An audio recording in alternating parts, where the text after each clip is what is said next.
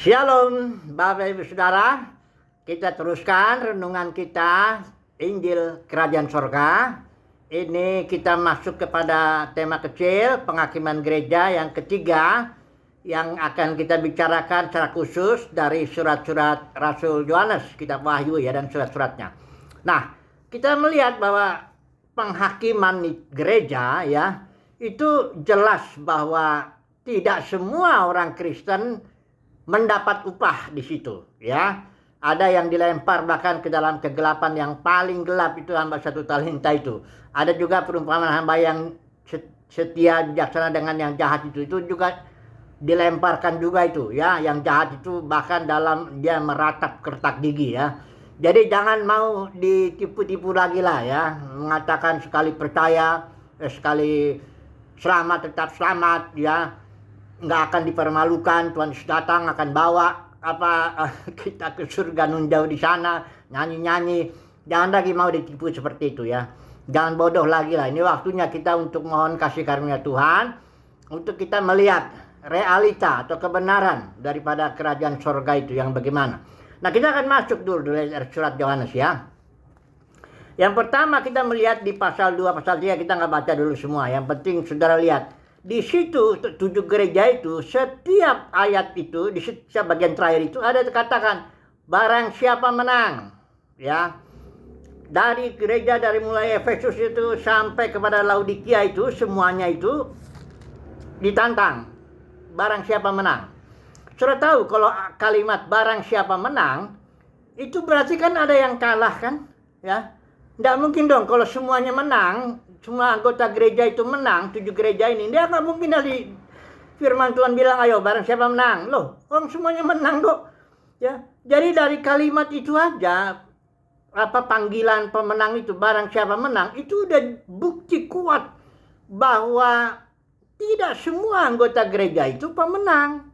Ya, lagian juga di Wahyu 17 itu yang dipanggil, dipilih, dan setia itulah para pemenang. Bukan hanya dipanggil, ya lahir baru, enggak gitu. Tapi harus dipilih juga, dia harus setia. Jadi ini kalimat barang siapa menang sudah bukti yang sangat-sangat kuat. Bahwa tidak semua anggota gereja itu ketika Tuhan datang akan dipermuliakan lah, seperti begitu ya. Akan dipercayakan suatu pelayanan di zaman berikut, enggak begitu. Ya, karena ada yang kalah, ada yang menang. Sudah lihat juga dalam perumpamaan yang kita bahas, ada hamba yang jahat kalah, ada juga hamba yang satu talenta kalah, ada gadis yang bodoh itu juga kalah juga ya. Oke. Nah, sekarang kita melihat di sini Rasul Yohanes ini. Perhatikan 1 Yohanes 1 ayat 3 itu ya. Ini juga satu bukti bahwa gereja itu sudah jatuh ya. Perhatikan yang saya baca ya. Yang telah kami lihat dan yang telah kami dengar itu kami beritakan kepada kamu juga, supaya kamu pun beroleh persekutuan atau koinonia dengan kami. Dan persekutuan kami adalah persekutuan dengan Bapa dan dengan anaknya Yesus Kristus. Sudah lihat ya, Rasul Yohanes dan timnya, kami dia menyebut di situ, kirim surat ya. Ini surat Yohanes itu surat umum, dari tujuan kepada 1-2 orang, itu kepada surat umum pada gereja. Tujuannya jelas supaya ada koinonia di antara kita. Sudah lihat gereja mula-mula itu, mereka bertekun dalam pengajaran Rasul dan dalam persekutuan atau koinonia. Koinonia itu lebih dari bukan satu pesan doa gitu, bukan begitu. Koinonia itu berbagi hayat, berbagi hidup, bahkan berbagi harta benda gitu. Itu sangat kuat. Nah, Rasul Yohanes dan timnya nggak punya lagi koinonia dengan gereja-gereja yang udah jatuh itu, 7 gereja itu ya. Ini bukti ya bahwa gereja sudah jatuh, sudah nggak punya koinonia. Padahal justru koinonia itu inti atau kunci daripada gereja mula-mula itu, yaitu koinonianya ya. Jadi udah jelas lah, kalau orang sampai nggak ngelihat ini ya berarti kurang belajar Alkitab juga. Artinya asal omong-omong aja, ngomong aja gitu ya, khotbah sana sini yang menyenangkan telinga ya. Oke lah. Nah, saudara lihat nanti di sini di Wahyu pasal 2 pasal 3 itu ada 3 ajaran palsu di situ. Kita bahas langsung cepat aja. Izebel, Biliam, Nikolaus. Ya, saya sudah sering mengulang itu ajaran 3 ajaran ini sudah diterima dalam kekristenan. Ajaran Izebel itu yang kita lihat poin-poin yang utamanya. Izebel itu seorang yang merampas otoritas Ahab suaminya ketika kasus kebun anggur Nabot. Nah, para pemimpin agama Kristen juga banyak itu, bukan banyak, umumnya melakukan perampasan. Karena kenapa perampasan itu bagaimana? Otoritas gereja itu adalah otoritas Yesus, otoritas Mesias. Matius 2:3 Yesus sudah bilang, kau jangan disebut pemimpin, nggak ada kursi Musa, kau semua saudara, nggak ada otoritas satu dengan yang lain. Nah ini para Ijabel, saudara jangan pikir Ijabel itu perempuan, ya ini kan simbol. Jadi para Ijabel itu umumnya ya para pendeta, gembala sidang, para pemimpin tertinggi itu, ya itu Ijabel itu. Kalau dia ngajarin dan memang dia melakukan perampasan itu, ya kalau Kisah Rasul 20 bilang dia menarik para pengikut kepada dirinya, ya dengan ajaran palsu. Itulah ajaran Ijabel, membenarkan itu ajaran itu. Saudara masuk dalam Kristen melayani pasti saudara dibenarkan. Itu soal bicara leadership. Narik murid kepada dirimu sendiri, bangun kerajaan sendiri, narik uang, itu sudah dibenarkan, ya. Dan itu sudah, mana ada sih orang yang nggak lagi ngajar begitu, karena pendeta itu profesi. Sebagai profesi ya tentu, ya profit lah, keuntungan lah yang dipikirkannya kan. Nah, oke lah, Ijabel itu satu itu, dia merampas otoritas. Jadi aturannya, murid-murid itu aturannya milik Tuhan Yesus, domba-domba Yesus ikut aja Tuhan Yesus, tapi itu dirampas.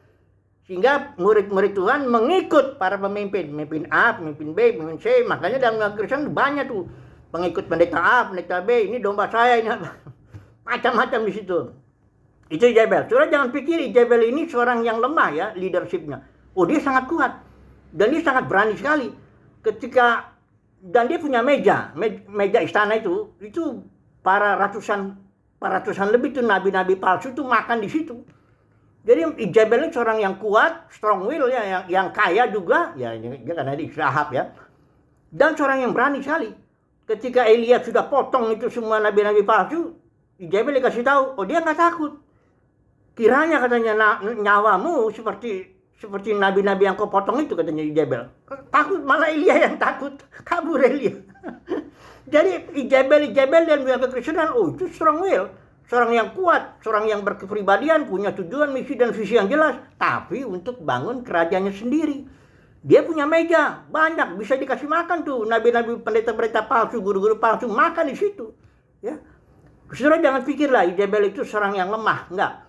Dia seorang yang leadershipnya yang sangat kuat ya. Ahab aja kalah kok sama dia. Suami-suami takut istri diperbudak si Ahab itu sama si Ijabel itu. Sehingga Ahab jadi nyembah berhala juga kan. Oke. Itu ajaran Ijabel. Kedua ajaran Nikolaus sama. Nikolaus itu, Niko itu artinya menaklukkan. Laos itu leite kaum awam, menaklukkan kaum awam. Ini pun dibenarkan dan melakukan Kristen. Diajarin kok. Ya bagaimana caranya saudara memotivasi orang supaya mengikut saudara. Saudara punya tujuan, misi dan visi supaya ada pengikut. Ya, pemimpin itu ditentukan pengikutnya, ya itu kalau ditanya siapa pemimpin yang punya pengikut gitu. Padahal Kisah Rasul 20 jelas, jangan kau tarik murid kepada dirimu. Para pemimpin hanya boleh seperti Efesus 4 ayat 11-12 itu, memperlengkapi saja. Pada gilirannya murid-murid itu yang membangun tubuh Kristus, yang untuk kemuliaan Tuhan. Jangan kau tarik uangnya, jangan kau tarik orangnya kepada dirimu. Itu karena serangan serigala ganas, ya. Kemudian satu lagi ajaran Bileam. Oh ini ajaran sangat diterima dalam kekristenan. Wah udah, Bileam itu apa? Suka upah ya. Dan artinya gini, kalau orang pendeta itu sudah masuk dalam kekristenan, itu profesi. Kayak saya misalnya insinyur, saya bekerja, ya kan saya cari duit. Masa sih saya bekerja, saya cari, makanya kalau saya lihat ada proyek tertentu nggak untung, ya saya nggak mau lah situ. Ya saya cari untung yang banyak lah ya. Makanya kadang-kadang ya, orang Kristen melayani, saya nggak tergerak melayani di situ ya, barangkali uangnya kurang. Saya tergerak di sini dan melayani. Gimana namanya udah profesi kok, ya itu sudah dibenarkan dalam Kristen ajaran Bileam itu. Makanya ada tarik uang itu, jalan persepuluhan, buah sulung, janji iman, macam-macam. Nggak apa-apa kan, dia bilang saya kan udah full time, saya udah melepas semuanya. Masa kan saya, nanti dikutip-kutip ayat aja itu, ya, seorang jangan membarangus mulut lembu yang sedang mengirik, ya, seorang pekerja patuh mendapat upahnya, ya, apapun sudah bisa comot-comot tuh ayat, tapi tetaplah Alkitab bilang itu ajaran Bileam yang suka upah, tarik uang kepada dirinya untuk bangun ministrinya, bangun apanya, kekayaannya, kadang-kadang kaya sekali bisa, ada saya lihat di YouTube bisa triliun, pendeta punya uang, aduh, padahal jemaatnya enggak. Oke lah. Jadi gereja itu sudah jatuh sedemikian. Tapi ingat, ketika Tuhan sudah datang, dia akan menghakimi. Para pemenang itu, saudaraku, orang-orang sederhana aja, mendapat kasih karunia, tidak ambil bagian dalam 3 ajaran palsu ini.